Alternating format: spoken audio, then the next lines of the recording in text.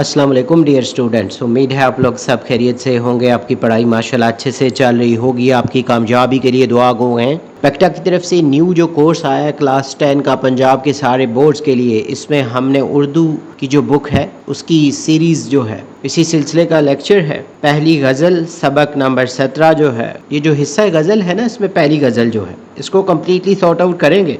मिर्ज़ा असदुल्ला खान गालिब की शाहकार फ़लसफ़ियाना गज़ल है ये। इस बुक से रिलेटेड मज़ीद वीडियोज़ या नोट्स की ज़रूरत हो तो चैनल पे इसकी प्लेलिस्ट मौजूद है। इसके अलावा वीडियो की डिस्क्रिप्शन में भी प्लेलिस्ट का लिंक दिया गया है। आपकी कामयाबी की दुआओं के साथ लेक्चर की तरफ मूव करते हैं। सबसे पहले जो शायर हैं इनका तारुफ़ मिर्ज़ा असदुल्ला खान गालिब। नाम व तखल्लुस, असल नाम मिर्ज़ा असदुल्ला खान, पहले असद और फिर गालिब तखल्लुस इख्तियार किया। पैदाइश आप 1797 में आगरा में पैदा हुए। ख़ानदानी पस मंज़र, आपके आबाओ अजदाद तुर्क थे जो हिजरत करके हिंदुस्तान आए थे। वालिद का नाम मिर्ज़ा अब्दुल्ला बेग था। तालीम व तरबियत बचपन में शेख मुअज़्ज़म से तालीम पाई। बाद अज़ां फ़ारसी के मशहूर आलिम अब्दुस समद से फ़ारसी ज़ुबान व अदब में महारत हासिल की। अलकाब व खिताब, मुग़लिया दरबार से आपको नजमुद्दौला, दबीरुल मुल्क और निज़ाम जंग के खिताबात मिले। असलूब बयां, गालिब की शायरी फ़लसफ़ियाना गहराई, शोखी, नुदरत ख़याल और बुलंद तख्लीक का इम्तिज़ाज है। उन्होंने फ़रसूदा मज़ामीन की बजाय नए अछूते ख़यालात पेश किए। उर्दू गज़ल में मकाम, गालिब ने उर्दू गज़ल को रवायती इश्क व आशिकी से निकाल कर ज़िंदगी के वसी तर मसाइल और कायनाती सच्चाइयों से आशना किया। नसर निगारी, गालिब ने उर्दू खतूत निगारों को नया रुख अता किया। आपके खतूत अपनी सादगी और सलासत की वजह से उर्दू नसर का बेहतरीन नमूना माने जाते हैं। मशहूर तसानीफ़, आपकी अहम किताबों में दीवान गालिब उर्दू, कुलियात गालिब फ़ारसी, औद हिंदी और उर्दू मुअल्ला खतूत के मजमूए शामिल हैं। वफ़ात, उर्दू अदब का ये अजीम शायर 15 फरवरी 1869 को दिल्ली में वफ़ात पा गया। गज़ल के अशार की तरफ चलते हैं। बाज़ीचाए अतफ़ाल है दुनिया मेरे आगे, होता है शबो रोज़ तमाशा मेरे आगे। अल्फाज मानी, बाज़ीचाए अतफ़ाल बच्चों का खेल खिलौना, शबो रोज़ रात और दिन, तमाशा खेल नज़ारा। फ़नी मुहासिन, रदीफ़ मेरे आगे, तमाम अशार में ये मुस्तकिल है, सब अशार में आई हुई है ये रदीफ़। सनत तज़ाद, शबो रोज़ का इस्तेमाल करके सनत तज़ाद पैदा की गई है। तशबीह, दुनिया को बच्चों के खेल से तशबीह दी गई है। मफ़हूम, मेरे नज़दीक इस दुनिया की हकीकत बच्चों के खेल से ज़्यादा कुछ नहीं। यहाँ रात दिन जो तब्दीलियाँ आती हैं वो मेरे लिए महज एक तमाशे की तरह हैं। मैं इस मादी दुनिया के हंगामों को संजीदा नहीं लेता। तशरीह, मिर्ज़ा गालिब इस मतलब में कायनात की बेसबाती और नापायदारी को एक अनोखे अंदाज में पेश कर रहे हैं। वो कहते हैं कि लोग इस दुनिया की रौनकों और मुसीबतों में गुम होकर इसे असल ज़िंदगी समझ लेते हैं, लेकिन एक साहिब बसीरत इंसान के लिए ये सब कुछ वैसा ही है जैसे बच्चे मट्टी के घरौंदे बनाते और मिटाते हैं। गालिब की नज़र में कायनात की तमाम मज़ाहिर, अरूज ज़वाल और तल्ख़ो शीरी हालात महज एक तमाशा हैं जो लम्हाती हैं। वो खुद को इस तमाशे से बुलंद करके एक तमाशाई की हैसियत से देख रहे हैं। इनके नज़दीक हकीकत ज़िंदगी इस ज़ाहिरी दुनिया से कहीं ज़्यादा गहरी है। हवाले का शेर, जिसे छेड़िए वो एक किस्सा है, जिसे देखिए वो एक तमाशा है। इस शेर में भी दुनिया की हर चीज़ को महज एक कहानी और तमाशा करार दिया गया है जो गालिब के ख्याल की तायीद करता है। कुछ मुख्तसर सवालात। गालिब ने दुनिया को क्या कहा है? गालिब ने दुनिया को बच्चों का खेल, बाज़ीचाए अतफ़ाल कहा है। गालिब के सामने शब रोज़ क्या होता है? गालिब के सामने शब रोज़ दुनिया का तमाशा होता रहता है। मेरे आगे से शायर की क्या मुराद है? इससे मुराद शायर की अपनी बसीरत और फ़िक्री तजर्बा है। इस शेर में रदीफ़ क्या है? इस शेर में मेरे आगे रदीफ़ है। गालिब दुनिया को खेल क्यों समझते हैं? क्योंकि गालिब के नज़दीक दुनिया की रौनकें आर्जी और नापायदार हैं। अगला शेर, एक खेल है औरंग सुलेमा मेरे नज़दीक, एक बात है एजाज़ मसीहा मेरे आगे। मुश्किल अल्फाज के मानी। औरंग सुलेमा हज़रत सुलेमान अलैहिस्सलाम का तख्त मुराद अजीम सल्तनत। एजाज़ मसीहा हज़रत ईसा अलैहिस्सलाम का मोजज़ा मुर्दों को ज़िंदा करना अल्लाह के हुक्म से। एक बात है, मामूली सी बात है। फ़नी मुहासिन, सनत तलमी हज़रत सुलेमान अलैहिस्सलाम के तख्त और हज़रत ईसा अलैहिस्सलाम के मोजज़े का जिक्र तलमी है। मुबालगा, अपनी फ़िक्री बुलंदी को साबित करने के लिए मुबालगे का सहारा लिया गया है। मफ़हूम, मेरे नज़दीक हज़रत सुलेमान अलैहिस्सलाम की अज़मत सल्तनत महज एक खेल है और हज़रत ईसा अलैहिस्सलाम के मुर्दों को ज़िंदा करने वाले मोजज़ात भी मेरे लिए मामूली सी बात है। मैं इन बड़ी चीज़ों से मरूब नहीं होता। तशरीह, गालिब इस शेर में अपनी फ़िक्री बुलंदी और खुददारी का इजहार कर रहे हैं। वो कहते हैं कि दुनिया जिस मादी कुव्वत सुलेमान अलैहिस्सलाम का तख्त और जिस माफूकुल फितरत कमाल मसीहा का मोजज़ा की प्रस्तिश करती है, وہ میرے تخیل کے سامنے کوئی حیثیت نہیں رکھتے۔ غالب کا اشارہ اس طرف ہے کہ انسان کی اپنی روحانی اور فکری قوت اتنی عظیم ہے کہ وہ کائنات کے بڑے سے بڑے مظہر کو بھی ہیج سمجھ سکتا ہے۔ وہ کسی مادی جاہ و جلال یا معجزاتی اثرات سے معروب ہونے کی بجائے اپنی انا اور دانش کی دنیا میں مست ہیں۔ یہ شعر غالب کی بلند پروازی اور کائنات کو ایک نئے زاویے سے دیکھنے کی صلاحیت کا آئینہ دار ہے۔ حوالے کا شعر: ہزاروں خواہشیں ایسی کہ ہر خواہش پہ دم نکلے، بہت نکلے میرے ارمان لیکن پھر بھی کم نکلے۔ یہ شعر ظاہر کرتا ہے کہ غالب کی طلب اتنی بڑی ہے کہ بڑی سے بڑی چیز بھی ان کی تسکین نہیں کر پاتی۔ کچھ مختصر سوالات: اورنگ سلیمان سے کیا مراد ہے؟ اس سے مراد حضرت سلیمان علیہ السلام کا عظیم الشان تخت اور ان کی حکومت ہے۔ شاعر کے نزدیک اعجاز مسیحا کیا ہے؟ شاعر کے نزدیک اعجاز مسیحا محض ایک معمولی بات ہے۔ اس شعر میں کون سی شعری صنعت استعمال ہوئی ہے؟ اس شعر میں صنعت تلمی کا استعمال ہوا ہے۔ غالب ان بڑی چیزوں کو کھیل کیوں سمجھتے ہیں؟ کیونکہ غالب کی فکری وسعت اور تخیل ان مادی چیزوں سے کہیں زیادہ بلند ہے۔ اگلے ایک شعر کی طرف موو کرتے ہیں۔ جز نام نہیں صورت عالم مجھے منظور، جز وہم نہیں ہستی اشیاء میرے آگے۔ مشکل الفاظ کے معنی: جز سوا، علاوہ، صورت عالم دنیا کی شکل و صورت، ہستی اشیاء چیزوں کا وجود، منظور قبول تسلیم۔ فنی محاسن: صنعت تکرار لفظ جز کی تکرار سے جملے میں زور پیدا کیا گیا ہے۔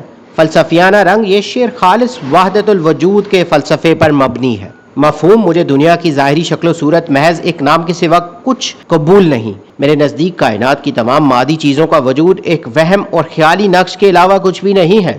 اس شعر میں غالب ایک فلسفی کے روپ میں نظر آتے ہیں۔ وہ تصوف کے اس نظریے کی عکاسی کر رہے ہیں کہ کائنات میں حقیقی وجود صرف ایک اللہ کی ذات ہے، باقی سب کچھ محض اس کا عکس یا پرتو ہے۔ غالب کہتے ہیں کہ یہ دنیا جسے ہم اپنی آنکھوں سے دیکھتے اور چھوتے ہیں، در حقیقت اس کا اپنا کوئی مستقل وجود نہیں ہے۔ یہ صرف انسان کا ایک وہم اور خیال ہے جس نے اسے حقیقت کا لبادہ پہنا رکھا ہے۔ اگر انسان حقیقت کی آنکھ سے دیکھے تو اس سے معلوم ہوگا کہ اشیاء کی یہ ظاہری کثرت محض ایک نام کی حد تک ہے، ان کی اپنی کوئی اصلیت نہیں۔ حوالے کا شعر: نہ تھا کچھ تو خدا تھا، کچھ نہ ہوتا تو خدا ہوتا، ڈبویا مجھ کو ہونے نے، نہ ہوتا میں تو کیا ہوتا۔ یہ شعر وجود اور عدم کے اس فلسفے کی وضاحت کرتا ہے کہ اصل حقیقت صرف خدا کی ذات ہے۔ مختصر سوالات: شاعر کو دنیا کی صورت کس حد تک منظور ہے؟ شاعر کو دنیا کی صورت محض ایک نام کی حد تک منظور ہے۔ اشیاء کی ہستی شاعر کے نزدیک کیا ہے؟ شاعر کے نزدیک اشیاء کی ہستی محض ایک وہم ہے۔ صورت عالم سے کیا مراد ہے؟ اس سے مراد دنیا کی ظاہری رنگ و روپ اور نقوش و نگار ہے۔ جز کے لغوی معنی کیا ہے؟ جز کے معنی علاوہ یا سوا کے ہیں۔ اس شعر میں شاعر کس فلسفے کی طرف اشارہ کر رہا ہے؟ شاعر دنیا کی بے ثباتی اور وہم و وجود کے فلسفے کی طرف اشارہ کر رہا ہے۔ اگلا شعر: ہوتا ہے نہاں گرد میں صحرا میرے ہوتے، گھستا ہے جبیں خاک پہ دریا میرے آگے۔ مشکل الفاظ: نہاں چھپا ہوا، گرد دھول مٹی، صحرا ریگستان، جبیں پیشانی خاک مٹی۔ فنی محاسن: صلت حسن تعلیل، دریا کے بہنے کو پیشانی رگڑنے سے تعبیر کرنا حسن تعلیل ہے۔ مبالغہ: صحرا کا گرد میں چھپ جانا مبالغہ آرائی کی انتہا ہے۔ مفہوم: میری موجودگی میں صحرا اپنی وسعت کے باوجود مٹی کے ایک ذرے کی طرح چھپ جاتا ہے اور دریا میرے سامنے خاک پر اپنی پیشانی رگڑتا ہے، یعنی عاجزی کا اظہار کرتا ہے۔ تشریح: غالب کے شعر میں اپنی ذات اور اپنے جنون عشق کی شدت کو بیان کر رہے ہیں۔ وہ کہتے ہیں کہ میرا وجود اور میرا اضطراب اتنا عظیم ہے کہ اس کے سامنے صحرا کی وسعتیں بھی مٹی کے گرد و غبار کی مانند چھپ جاتی ہیں۔ اس طرح دریا کا جوش و خروش بھی میری شخصیت کے سامنے ماند پڑ جاتا ہے اور ایسا لگتا ہے جیسے دریا زمین پر سر پٹک کر میری عظمت کو سلام کر رہا ہو۔ غالب نے مادی مظاہر صحرا اور دریا کو انسانی شخصیت اور جذبے کے سامنے جھکتے ہوئے دکھایا ہے، جو کہ انسانی وقار اور جذبے کی بے پناہ طاقت کی علامت ہے۔ حوالے کا شعر: خودی کو کر بلند اتنا کہ ہر تقدیر سے پہلے خدا بندے سے خود پوچھے بتا تیری رضا کیا ہے۔ اقبال کا یہ شعر بھی انسانی خودی اور شخصیت کی اس بلندی کی بات کرتا ہے جو غالب نے بیان کی ہے۔ مختصر سوالات: شاعر کے سامنے صحرا کی کیا حالت ہوتی ہے؟ شاعر کے سامنے صحرا دھول میں چھپ جاتا ہے، اپنی حیثیت کھو دیتا ہے۔ دریا مٹی پر کیا رگڑتا ہے؟ دریا مٹی پر اپنی پیشانی جبیں رگڑتا ہے۔ نہاں کے معنی کیا ہے؟ نہاں کے معنی چھپے ہوئے کے ہیں۔ اس شعر میں شاعر نے اپنی شخصیت کو کیسا دکھایا ہے؟ شاعر نے اپنی شخصیت اور جذبے کو کائنات کی بڑی چیزوں سے زیادہ طاقتور دکھایا ہے۔ اس شعر میں کون سے دو مادی مظاہر کا ذکر ہے؟ اس شعر میں صحرا اور دریا کا ذکر ہے۔ اگلا شعر: مت پوچھ کے کیا حال ہے میرا تیرے پیچھے، تو دیکھ کے کیا رنگ ہے تیرا میرے آگے۔ مشکل الفاظ کے معنی: حال کیفیت، हालत रंग, हालत कैफियत चमक दमक, तेरे पीछे तेरी गैर मौजूदगी में, जुदाई में। फ़नी मुहासन सनत तज़ाद आगे और पीछे का इस्तेमाल करके सनत तज़ाद पैदा की गई है। मुकालमाती अंदाज, ये शेर बराह रास्त मुखातिब करने के अंदाज में है। मफहूम, मुझसे ये ना पूछ के तेरी जुदाई में मेरी क्या हालत हो गई है, बल्कि तू ये देख कि जब मैं तेरे सामने होता हूँ तो मेरी मोहब्बत की वजह से तेरा हुस्न कितना निखर जाता है। तशरीह, इस शेर में गालिब ने आशिक और महबूब के बाहमी ताल्लुक को एक नए जाविये से पेश किया है। उम्मन शोरा अपनी जुदाई का रोना रोते हैं, लेकिन गालिब यहाँ महबूब को एक आईना दिखा रहे हैं। वो कहते हैं कि मेरी हालत की फिक्र छोड़ो, बल्कि ये देखो कि मेरी मोहब्बत की हिद्दत और मेरी मौजूदगी से तुम्हारे हुस्न की चमक दमक में कितना इजाफा हो जाता है। गोया महबूब के हुस्न की रानाई आशिक के नजर इल्तफात की मरहून मिन्नत है। अगर आशिक की चाहत ना हो तो महबूब के हुस्न का वो रंग और रूप भी बाकी ना रहे। ये शेर आशिक की अना और इसकी मोहब्बत के जादुई असर को बयान करता है। हवाले का शेर, ये हुस्न राज हकीकत है या कोई धोखा, नजर ना हो तो पसे पर्दा कुछ भी नहीं होता। ये शेर भी इसी ख्याल की तायीद करता है कि महबूब के हुस्न की हकीकत आशिक की नज़र से वाबस्ता है। मुख्तसर सवालात, शायर ने महबूब से क्या ना पूछने को कहा है? शायर ने महबूब से अपनी जुदाई की हालत ना पूछने को कहा है। महबूब का रंग कब निखरता है? महबूब का रंग शायर की मौजूदगी और इसके सामने होने से निखरता है। इस शेर में कौन सी सनत इस्तेमाल हुई है? इस शेर में सनत तज़ाद जैसे आगे पीछे इस्तेमाल हुई है। तेरे पीछे से क्या मुराद है? इससे मुराद महबूब की गैर मौजूदगी या जुदाई का ज़माना। शायर ने महबूब को क्या देखने का मशवरा दिया है? शायर ने महबूब को अपनी मौजूदगी में इसके अपने हुस्न का निखार देखने का मशवरा दिया है। अगला शेर, ईमान मुझे रोके है जो खींचे है मुझे कुफ्र, काबा मेरे पीछे है कलीसा मेरे आगे। मुश्किल अल्फाज के मानी, ईमान अकीदा दीन, कुफ्र बेदीनी दुनियावी लज्जतें, कलीसा ईसाइयों की इबादत का, मुराद दुनियावी रंगीनियाँ। रोके है रोकता है। फ़नी मुहासिन, सनत तज़ाद ईमान और कुफ्र, काबा और कलीसा आगे और पीछे के मुतज़ाद अल्फाज इस्तेमाल किए गए हैं। सनत तलमी, काबा और कलीसा मजहबी मकामात की तलमीहात हैं। इस्तारा काबा दीन का और कलीसा दुनियावी लज्जतों का इस्तारा है। मफहूम, मैं एक अजीब कश्मकश में मुब्तला हूँ, मेरा ईमान मुझे गुनाहों से रोकता है, लेकिन दुनिया की रंगीनियाँ कुफ्र मुझे अपनी तरफ खींचती हैं। ऐसा लगता है जैसे काबा मेरे पीछे रह गया है और मैं दुनिया के बुत खाने की तरफ बढ़ रहा हूँ। तशरीह, ये शेर इंसानी नफ्सियात की बेहतरीन अक्कासी करता है। इंसान हमेशा नेकी और बदी के दरमियान एक कश्मकश का शिकार रहता है। गालिब कहते हैं कि एक तरफ मेरा दीन और ज़मीर है जो मुझे सीधे रास्ते पर रखना चाहता है, दूसरी तरफ दुनिया की रंगीनियाँ और लज्जतें हैं जो मुझे अपनी तरफ रागिब करती हैं। काबा पीछे और कलीसा आगे का मतलब यह है कि इंसान नेकी की मंजिल से दूर होता जा रहा है और दुनियावी आसाइशों की तरफ माइल है। गालिब ने बड़ी फनकारी से इंसान की इस दाखिली जंग को बयान किया है, जहाँ दिल और दिमाग के दरमियान हमेशा एक तज़बज़ की कैफियत बरकरार रहती है। हवाले का शेर, निकलना खुल्द से आदम का सुनते आए हैं, लेकिन बहुत बेआबरू कर तेरे कूचे से हम निकले। ये शेर भी इंसान की इस कश्मकश और दुनियावी कशिश की तरफ इशारा करता है, जिसकी वजह से वो असल रास्ते से भटक जाता है। मुख्तसर सवालात, शायर को कौन सी चीज़ गुनाहों से रोकती है? शायर का ईमान इसे गुनाहों से रोकता है। शायर को अपनी तरफ कौन खींच रहा है? शायर को कुफ्र दुनियावी लज्जतें अपनी तरफ खींच रही हैं। काबा और कलीसा किस चीज़ की अलामतें हैं? काबा दीन की और कलीसा दुनियावी कशिश या बुत परस्ती की अलामत है। शायर खुद को किस कैफियत में महसूस कर रहा है? शायर खुद को नेकी और बदी के दरमियान कश्मकश और तज़बज़ की कैफियत में महसूस कर रहा है। इस शेर में कौन से मुतज़ाद अल्फाज इस्तेमाल हुए हैं? ईमान, कुफ्र, काबा, कलीसा, पीछे, आगे, ये मुतज़ाद अल्फाज हैं। मक्ता जो है ना आखिरी शेर गज़ल का, हम पेशाओ हम मशरबो हम राज है मेरा, गालिब को बुरा क्यों कहो अच्छा मेरे आगे। मुश्किल अल्फाज के मानी, हम पेशा एक ही काम करने वाला, हम मशरब एक ही तबीयत या मिजाज का, हम राज भेद जाने वाला, बुरा क्यों कहो तनकीद क्यों करते हो। फ़नी मुहासिन, मक्ता, इस शेर में शायर ने अपना तखल्लुस गालिब इस्तेमाल किया है। सनत तकरार, लफ्ज़ हम की तकरार से शेर में मौसीकियत पैदा हुई है। शोहियत तहरीर, गालिब ने अपने ऊपर होने वाली तनकीद का जवाब बड़े दिलकश अंदाज में दिया है। मफहूम, गालिब तो मेरा दोस्त है, हम दोनों का पेशा मिजाज और राज एक ही है, इसलिए तुम गालिब को बुरा क्यों कहते हो? मेरे नज़दीक वो तो बहुत अच्छा इंसान है। मक्ता में गालिब ने एक बहुत ही दिलचस्प और शोख अंदाज इख्तियार किया है। वो अपने आप को दो हिस्सों में तकसीम कर देते हैं। ایک وہ غالب جس پر دنیا انگلیاں اٹھاتی ہے اور دوسرا وہ جو اس کا دفاع کر رہا ہے۔ وہ کہتے ہیں کہ لوگوں، تم غالب کی جن عادتوں جیسے رندی و مستی پر تنقید کرتے ہو وہ دراصل میری ہی عادتیں ہیں، کیونکہ ہم دونوں ایک ہی مزاج کے مالک ہیں۔ جب وہ میرا ہمراز اور ہم سفر ہے تو میں اسے کیسے برا کہہ سکتا ہوں؟ غالب یہاں تنزیہ طور پر کہہ رہے ہیں کہ انسان کو دوسروں پر تنقید کرنے سے پہلے اپنے اندر جھانکنا چاہیے، اور وہ خود اپنی ذات کے تمام عیبوں سے واقف ہونے کے باوجود خود کو پسند کرتے ہیں۔ حوالے کا شعر یہ مسائل تصوف، یہ تیرا بیان غالب، تجھے ہم ولی سمجھتے جو نہ بادہ خوار ہوتا۔ اس شعر میں بھی غالب اپنی شخصیت کے تضاد اور لوگوں کی تنقید کو بڑے مزاحیہ اور شوخ انداز میں بیان کیا ہے۔ مختصر سوال، شاعر نے غالب سے اپنا کیا رشتہ بتایا ہے؟ شاعر نے غالب کو اپنا ہم پیشہ، ہم مشرب اور ہم راز بتایا ہے۔ شاعر لوگوں سے کیا سوال کر رہا ہے؟ شاعر لوگوں سے سوال کر رہا ہے کہ وہ غالب کو برا کیوں کہتے ہیں۔ ہم مشرب کے کیا معنی ہیں؟ ہم مشرب کے معنی ایک جیسی طبیعت یا عادات رکھنے والے کے ہیں۔ مقطع کسے کہتے ہیں؟ غزل کا وہ آخری شعر جس میں شاعر اپنا تخلص استعمال کرے مقطع کہلاتا ہے۔ اس شعر میں غالب کا رویہ کیسا ہے؟ شعر میں غالب کا رویہ شوخی اور خود پسندی اپنے دفاع پر مبنی ہے۔ لیسن کی ایکسرسائز ہے غزل کی، اس طرف چلتے ہیں۔ سوال نمبر 1 میں کچھ مختصر سوالات ہیں، ان کے جوابات دینے ہیں۔ غالب کے نزدیک یہ دنیا بازیچہ اطفال کیوں ہے؟ غالب کے نزدیک یہ دنیا بازیچہ اطفال بچوں کا کھیل اس لیے ہے کیونکہ ان کی نظر میں اس دنیا کی رونقیں اور ہنگامے عارضی اور ناپائیدار ہیں۔ وہ اس مادی دنیا کو حقیقت نہیں بلکہ محض ایک تماشا سمجھتے ہیں۔ اورنگ سلیماں اور اعجاز مسیحا تلمیحات ہیں، ان کی وضاحت کرنی ہے۔ اورنگ سلیماں، اس سے مراد حضرت سلیمان علیہ السلام کا وہ عظیم الشان تخت ہے جس پر بیٹھ کر وہ حکومت کرتے تھے، یہ دنیاوی جاہ و جلال اور طاقت کی علامت ہے۔ اعجاز مسیحا، اس سے مراد حضرت عیسیٰ علیہ السلام کا وہ معجزہ ہے جس کے ذریعے وہ اللہ کے حکم سے مردوں کو زندہ کر دیا کرتے تھے۔